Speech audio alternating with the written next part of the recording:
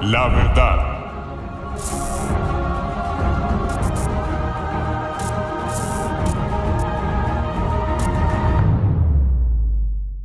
Buenos días a todos, Dios les bendiga. Hoy damos inicio al último capítulo de Apocalipsis, el capítulo 22. Ya hablamos en el 21, cuando finalizamos, hablamos de la Nueva Jerusalén y de los que no podrán entrar a esa Nueva Jerusalén. Y dice que ninguna cosa inmunda. Ya pasando ese tema, hoy entramos a hablar, según el índice y según el estudio que llevamos a través de esta Biblia, a un título que dice El nuevo paraíso, su río y el árbol de la vida. El nuevo paraíso, póngale cuidado a eso. Entonces hoy entramos en el capítulo 22 y vamos a tratar hoy los versículos del 1 al 5. Después me mostró un río limpio de agua de vida, resplandeciente como cristal, que salía del trono de Dios y del Cordero. En medio de la calle de la ciudad, y a uno y a otro lado del río, estaba el árbol de la vida, que produce 12 frutos, dando cada mes su fruto, y las hojas del árbol eran para la sanidad de las naciones. Y no habrá más maldición, y el trono de Dios y del Cordero estará en ella, y sus siervos le servirán, y verán su rostro, y su nombre estará en sus frentes. No habrá allí más noche, y no tiene necesidad de luz de lámpara, ni de luz del sol, porque Dios, el Señor, los iluminará, y reinarán por los siglos de los siglos. Amén y amén. Bueno, entonces arrancamos. El título pues ya lo vimos, El nuevo paraíso, su río y el árbol de la vida. Dice así: a la descripción de la Nueva Jerusalén se le añaden ahora algunos detalles que servirán para relacionarla con el paraíso. De este modo, estos versículos nos muestran que la nueva creación libera a la vieja de los efectos del pecado para volverla a llevar nuevamente al estado en que estaba en el huerto del Edén, antes de que quedara maldita por causa del pecado. Entonces dice aquí, que se me hizo los efectos del pecado. Ya por acá dice que no habrá más maldición. Ya se acabó la maldición del pecado. Hasta ahora hemos visto la Nueva Jerusalén por fuera. Todos los detalles, ¿no?, que ya los hablamos en el capítulo anterior. Ahora la veremos por dentro. Versículo 1. Un río de agua de vida que sale del trono de Dios y del Cordero. Subtítulo: un río limpio de agua de vida. Como dice en la TLA, un río de aguas que dan vida eterna. En la PDT dice, el río del agua que da vida. ¿De qué estamos hablando? Esto nos dice que la vida se origina en Dios y fluye desde su trono para transmitir esa vida a todo cuanto existe. El trasfondo de este río que le fue mostrado a Juan lo encontramos en el Antiguo Testamento, en Génesis 2:10, Ezequiel 47, del 1 al 12, Joel 3:18 y Zacarías 14:8. Óigalo bien, el trasfondo de este río para que usted mismo lo lea y confirme lo que se habla acerca del río. También lo podemos asociar a las palabras del Señor Jesucristo en Juan 4, del 13 al 14 y Juan 7, del 37 al 39. Asociar lo que tiene que ver con ese río de vida. Todos los versículos anteriores que acabamos de citar los podemos ligar a los citados en Apocalipsis 7:17 y Apocalipsis 21:6. Lo podemos asociar. Y me dijo, hecho está, yo soy el alfa y la omega, el principio y el fin.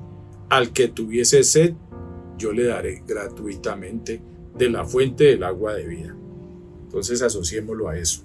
Lo que nos lleva a concluir que este río se refiere, óigalo bien. Acuérdese que ríos de agua viva dice por allá en Juan, ¿no?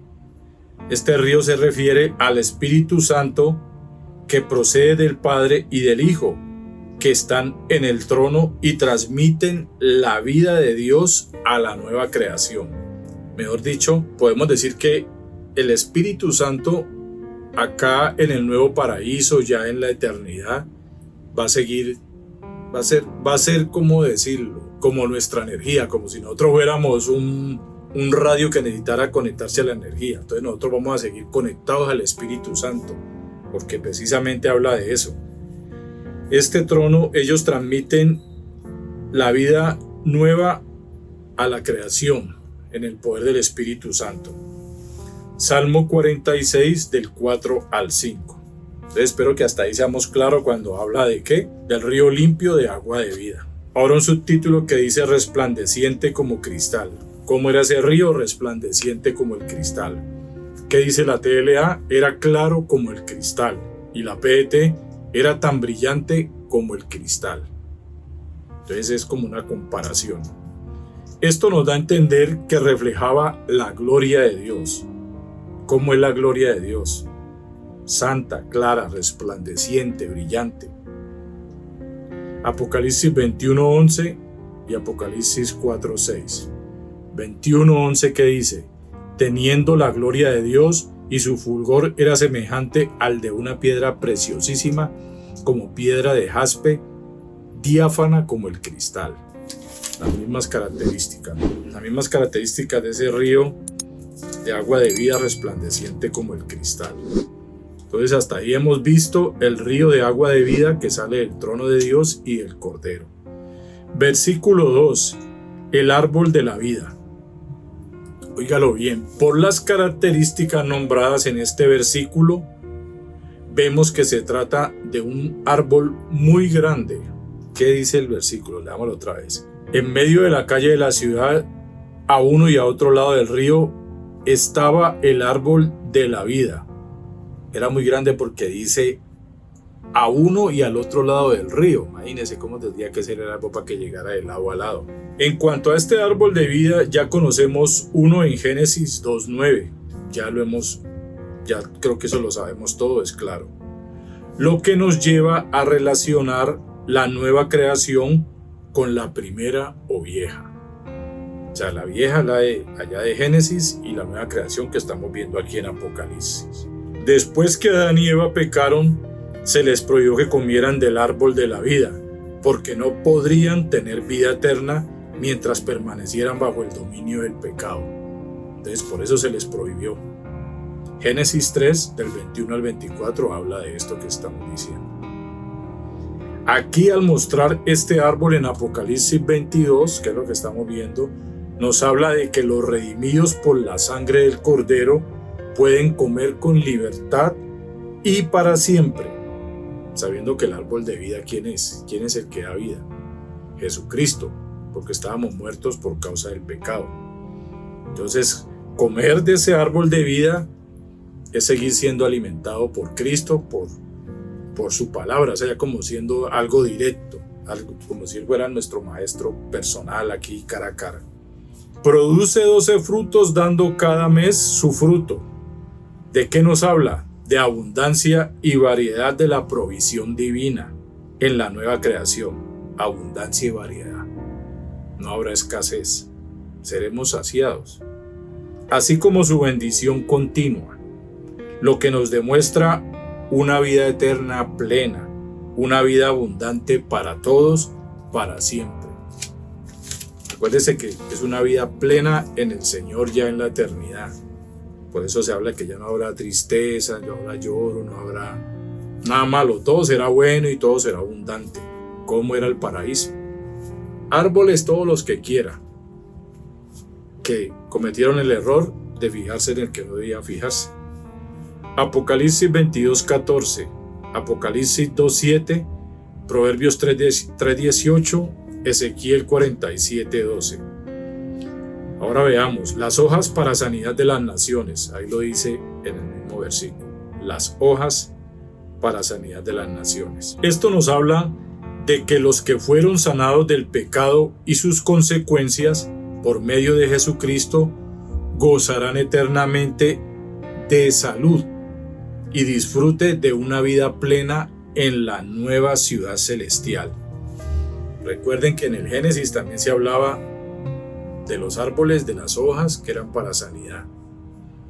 O sea que va a volver la sanidad, ya no habrá más enfermedad, ningún dolor, ningún quejambre, nada de eso existirá para toda la eternidad. Será echado fuera todo lo que tenga que ver con enfermedades, todo será saludable, todo será sano, todo será bueno, como lo estableció Dios desde el principio. Isaías 53 del 4 al 5, estamos hablando ahí de Jesucristo, ¿no?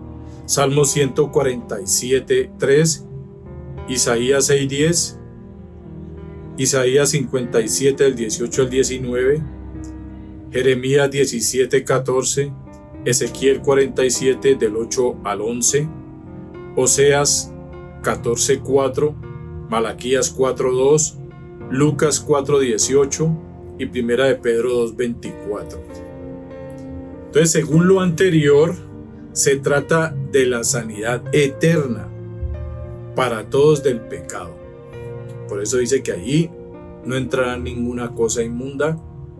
Dice acá también que los perros estarán afuera, o sea, la sanidad eterna de todo el pecado, la salud perpetua, saludables física y espiritualmente. Como cuando Naamán se metió 7 veces al Jordán y fue sanado de lepra. La lepra simboliza el pecado. Y esto está en donde lo que hizo Naamán en Segunda de Reyes 5, versículo 10 y el versículo 14. Ya sabemos la historia de Naamán, que había sido usado y había dado libertad, pero que tenía lepra. Entonces, a él iban a sanar de la lepra, pero él esperaba que fuera así, asá, y le dijeron, hermano, métase como le están diciendo 7 veces. Y cuando hizo caso, fue sanado. Como cuando Jesús decía a los que sanaba, tu fe te ha salvado. Precisamente la sanidad del alma, la sanidad espiritual que trajo salvación. Lucas 7:50, Mateo 9:2, Génesis 3 del 6 al 7. Ahora vamos a ver los versículos del 3 al 5. Y no habrá más maldición, y el trono de Dios y del Cordero estará en ella, y sus siervos le servirán, y verán su rostro, y su nombre estará en sus frentes. No habrá allí más noche, y no tiene necesidad de luz de lámpara, ni de luz del sol, porque Dios el Señor los iluminará, y reinarán por los siglos de los siglos. Vamos a tratar esto. El trono de Dios y del Cordero estará en ella. ¿En dónde? En la nueva Jerusalén, en ese nuevo paraíso, en esa vida eterna. El versículo 3, y no habrá más maldición. En la TLA dice, en la ciudad no habrá nada ni nadie que desagrade a Dios. Todo será agradable, todo será bueno, todo será santo. En la PDT dice, no habrá en la ciudad nada que Dios considere inaceptable. Por eso dice que ahí no entra ninguna cosa inmunda en el capítulo anterior. Y muestra qué cosas. Ni lo que hace abominación ni mentira, sino solamente los que están en el libro de la vida del Cordero. Todo el que se encuentre en ese bendito libro es agradable, es aceptado por Dios. La palabra maldición del griego anatsema y habla de prohibición, excomulgado, anatema. Anatema que sabemos que es maldito por Dios. Inaceptable, mejor dicho, excomulgado, prohibido entrar. Me hizo acordar de cierta canción que decía que usted no puede pasar porque la fiesta no es para feos. Así éramos nosotros, unos feos para Dios que no teníamos derecho a entrar a la fiesta eterna. Entonces es como algo jocoso para poner un ejemplo, ¿no? Hubo una maldición en Edén, donde en Génesis 3, versículos 14 y 17, a causa de la introducción del pecado, vino esa maldición. La maldición ha continuado a causa del pecado en el mundo. Esto donde está en Deuteronomio, los capítulos 27 al 30 y en Gálatas 3:13. En el paraíso eterno no habrá maldición jamás. Para siempre se acabó la maldición del pecado. Se acabó lo viejo, lo que estaba maldito. Ahora está todo lo que agrada. ¿Por qué? Porque es por medio de Cristo. Pues no habrá pecado allí, precisamente al tener el sello o la garantía del Espíritu Santo, podemos entrar allí y jamás habrá pecado. No entrará el pecado, no entrará ni el pecado ni el pecador. Zacarías 14:11. En la ciudad santa todo será santo, será agradable a Dios. Todos seremos aceptados por Dios, porque se acabó la maldición. Ni pecado ni pecador, por consiguiente, puse unos puntos suspensivos allí, el trono de Dios y del Cordero estará en ella. Precisamente mire que cuando nosotros recibimos a Cristo, somos lavados por la sangre de Cristo. Este templo es lavado porque si no el Espíritu Santo ahí no va a entrar. Porque por causa del pecado estábamos cochinos, desasiados, mejor dicho, era una cueva de demonios nuestra vida antes. Cuando creemos en Cristo, la sangre de Cristo limpia este templo. Es como, pongo un ejemplo, es como si el Espíritu de Dios tomara la sangre de Cristo, nos limpiara para que Él pudiera entrar y quedarse a vivir ahí. Como cuando usted se pasa a una casa, lo primero que usted hace es meterle una lavadita, echarle agua y jabón para poder entrar a esa casa. Asimismo, ya no habrá pecado. Y al no haber pecado y haber sido limpiado y ser todo santo, ahí sí puede estar el trono de Dios y del Cordero en la santa ciudad. Habla de soberanía, santidad, reino y gloria, el gobierno perfecto y eterno de paz, compartido por el Padre y el Hijo en la santa ciudad y en esa unidad santa. Se cumplirá plenamente en respuesta a las oraciones que dicen, póngale cuidado a las oraciones que dicen, Mateo 6:10, venga tu reino, hágase tu voluntad, como en el cielo, así también en la tierra. Así como es en el cielo, va a ser en la nueva Jerusalén y en la nueva tierra, en ese paraíso. Apocalipsis 7 del 15 al 17, Apocalipsis 21 del 22 al 23, Salmo 16:11, Salmo 17:15, Isaías 12:6, Ezequiel 48:35, Mateo 25:21, Juan 14:3, Juan 17:24. Y sus siervos le servirán. En la TLA como dice, y los servidores de Dios lo adorarán. Ya os he dicho, así como nos dice en Romanos 1, que nos presentemos como sacrificio vivo, santo y agradable. ¿Cómo los servidores lo adorarán? Con su propia vida. Vivos, santos y agradables. Todo lo agradable de la Nueva Jerusalén. Esto habla de rendir culto, de servirle con la adoración, sin pecado, con cuerpos y mentes perfectos y glorificados. De eso se trata. No se sabe en qué consistirá este servicio. Se sabe que será continuo, que el cielo no es un lugar de ocio. Ya sabe que es ocio, ¿no? Allá no va a estar usted con el celular, en TikTok metido todo el día. Vamos a estar adorando. Pero como ya somos glorificados y ya no hay pecado, eso será un deleite, un verdadero gozo. Ya la carne no va a estorbar. Será un lugar de bendición pura y sin pecados por servicio centrado en Dios. Es más, nosotros desde aquí, desde la tierra, ese debe ser el estilo de vida, como en el cielo, cuando decimos venga tu reino, ¿no?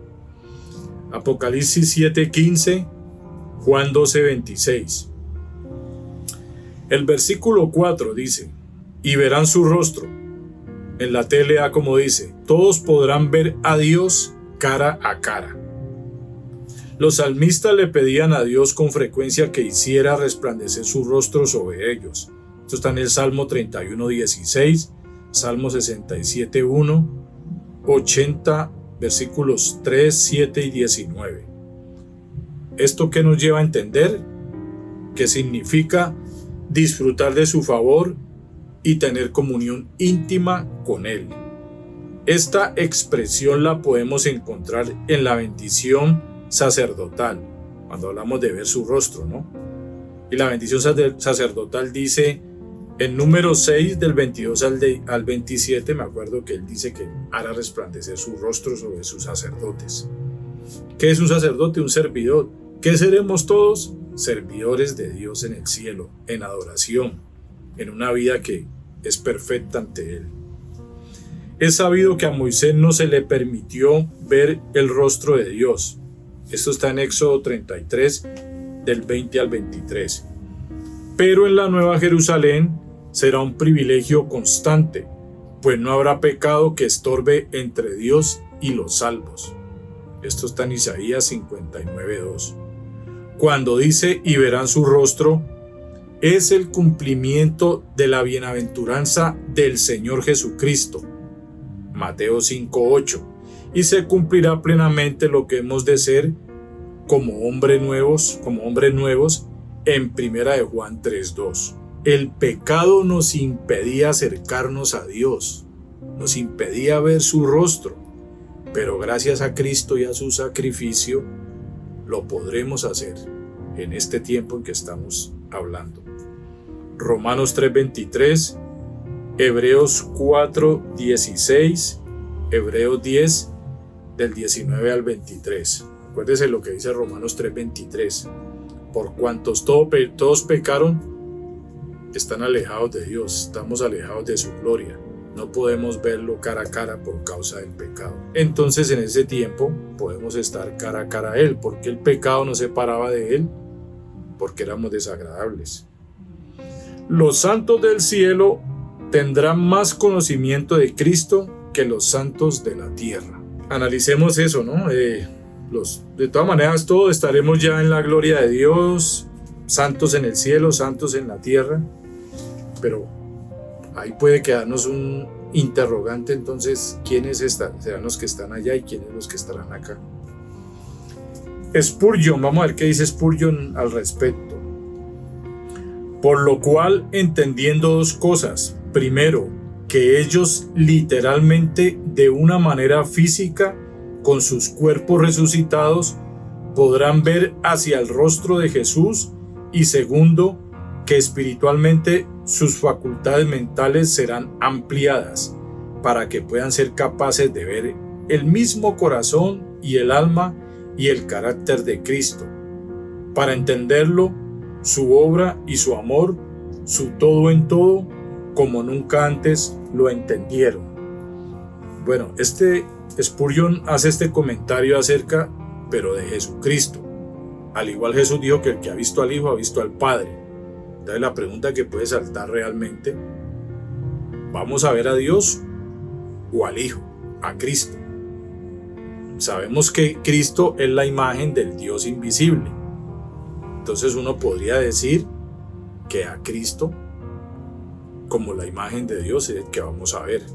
Creo estar de acuerdo en eso. Primera de Corintios 13:12, segunda de Corintios 4:6. La palabra rostro, del griego prosopon, habla de semblante, apariencia, aspecto, estando hacia la vista, persona. Pues aquí nos puede dar más claridad, ¿no? Semblante, como apariencia. O sea, casi diría uno que plenamente, pero sabremos y estaremos convencidos de que estamos frente a Él. Y su nombre estará en su frente, lo leímos en el versículo 5. No, en el 4 fue esto, al final, sí, a ver. Y su nombre estará en su frente, sí. Esto nos habla de identificarnos con Dios y sin lugar a duda de que le pertenecemos a Él. O sea, que somos visibles para Él, somos identificados con Él plenamente. También lo podemos definir como seguridad y propiedad divina. Marca de propiedad. Cuando se dice en sus frentes es porque será total y plenamente visible que somos de Él, con su naturaleza y carácter para su gloria. Yo considero de que esta parte la debemos vivir desde acá. Debemos ser total y plenamente visibles e identificarnos que somos de Él, con su naturaleza y carácter para su gloria. Obviamente, allá será la gloria eterna. Pero nosotros, por algo Él lo dice, que Él conoce a los que son suyos. Para Él somos visibles en medio de un mundo pecador. Somos luz. Obviamente, si usted ve las tinieblas y pone una luz, es totalmente visible. Apocalipsis 14:1, Efesios 1 del 13 al 14, Apocalipsis 3:12, Apocalipsis 7:3, 14:1, Isaías 44:5, segunda de Timoteo 2:19. Entramos en el último pedacito del versículo 5, que dice: no habrá allí más noche, y no tienen necesidad de luz de lámpara, porque Dios el Señor los iluminará. Lo mismo que estudiamos en Apocalipsis 21:23, que dice: la ciudad no tiene necesidad de sol ni de luna que brillen en ella, porque la gloria de Dios la ilumina y el Cordero es su lumbrera. Entonces, como ya hemos visto eso, ustedes volverán a leerlo en Apocalipsis 21:23, ¿no? Por eso no me puse otra vez porque ya lo hemos visto. Y yo pienso que los que han tomado apuntes o tienen los videos pendientes lo volverán a ver para igualarlo a lo que estamos diciendo aquí. Y reinarán por los siglos de los siglos. ¿Qué dice en la TLA? Y ellos reinarán para siempre. Él mismo nos dijo que para donde Él esté, nosotros estemos. ¿Dónde está Él? En su reino. ¿Dónde estaremos nosotros? Reinando con Él. Habla de disfrutar del reino de Dios junto con Él por toda la eternidad. Eso es claro, reinar para siempre con Dios, con Cristo. Nos habla del paraíso recobrado, de la consumación perfecta, donde todo será en gloria. O sea que antes de pecar Adán y Eva, disfrutaban de la gloria de Dios, de su presencia. Apocalipsis 3:21, Apocalipsis 11:15, Daniel 7, versículos 18 y 27, Mateo 25, versículos 34 y 46, Romanos 5:17, segunda de Timoteo 2:12 y primera de Pedro 1, del 3 al 4. Vamos a leer primera de Pedro, le damos un hito. Bendito el Dios y Padre de nuestro Señor Jesucristo, que según su grande misericordia nos hizo renacer para una esperanza viva por la resurrección de Jesucristo de los muertos, para una herencia incorruptible, incontaminada e inmarcesible, reservada en los cielos para vosotros. De esto estamos hablando. La eternidad. Con esto finalizamos esta parte donde, como dice el título inicial, el nuevo paraíso, su río y el árbol de la vida. Ya terminamos aquí del 1 al 5 en el capítulo 22 y ya dentro de 8 días entraremos al último título del índice, sí, que dice el último mensaje de la Biblia. Ya quedaría después de este último mensaje la conclusión. Pero ya estamos por acabar, ya nos quedan poquitos versículos, quedaría ya por estudiar del 6 al 21. Gracias por la atención, Dios les bendiga.